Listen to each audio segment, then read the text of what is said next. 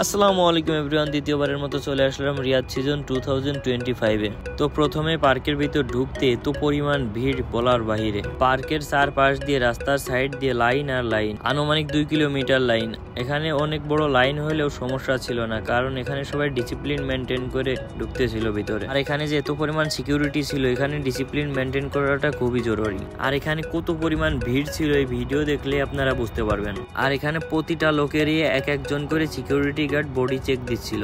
আমাদের চেকিং শেষ হলে তারপরে আমরা ঢুকে পড়ি গেটের ভিতরে। আর একটা কথা, ব্লগ করার কোনো ইচ্ছাই ছিল না এত ভিড় ভাড়টা দেখে। তো মাঝে মাঝে কিছু শর্ট নিয়ে রাখছিলাম, তাই আপনাদের সাথে শেয়ার করলাম। পুরো ভিডিওটা দেখতে থাকুন, লাস্টের দিকে অনেক গান বাজনা আনন্দ হবে এবং বাংলাদেশি অনেক বড় বড় সিঙ্গার আছে। এই যেমন ধরুন আসিফ আহমেদ, মনির খান, আকাশ মাহমুদ দিঘিও অনেক বড় বড় জ্ঞানী গুণী শিল্পী। পুরো পার্কের আনাচে কানাচে এত পরিমাণ রং বেরঙের আলো, বিশেষ করে এই জায়গাটার ব্যাকগ্রাউন্ড ভিউ অনেক সুন্দর ছিল। তারপরে আমরা এখান থেকে কিছু পিকচার এবং ভিডিও শর্ট নিয়ে চলে গেলাম মেন কনসার্টের সামনে। বা এখানে এত পরিমাণ ভিড় ছিল যে সামনে যাওয়া অসম্ভব, তাই পিছন থেকেই উকি দিয়ে দেখতেছিলাম। তারপর একটু সাইডে দেখি এখানে অনেক সুন্দর নাচ গান হচ্ছে আর বাংলাদেশি বলে বলে চিৎকার দিচ্ছে।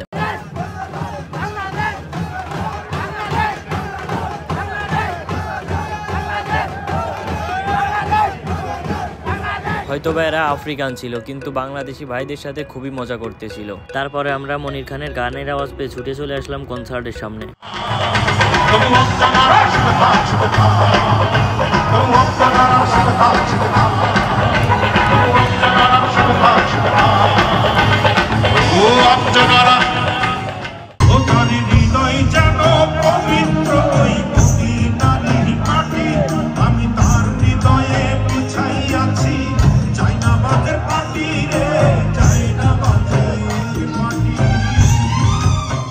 আসলে মনির খানের গানের কণ্ঠ অনেক সুন্দর। এখানে অনেক গুণীজ্ঞানী শিল্পী আসছিল, কিন্তু আমি দুর্ভাগ্যবশত ভালো করে ভিডিও নিতে পারিনি সবগুলো।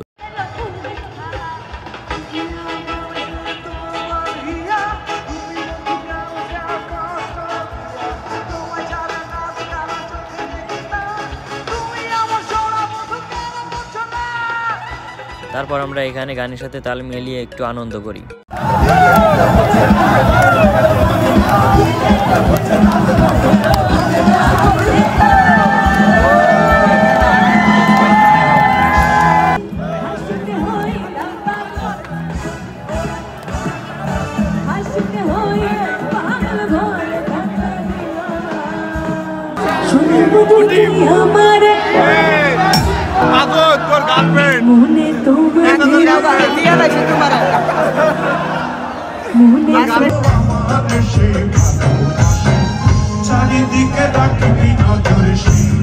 তারপর রাত 1টা বেজে যায়, কনসার্ট শেষ হয়ে যায়। তারপরে আমরা এখান থেকে বাংলাদেশ বাংলাদেশ বলে স্লোগান দিতে দিতে বের হয়ে যাই।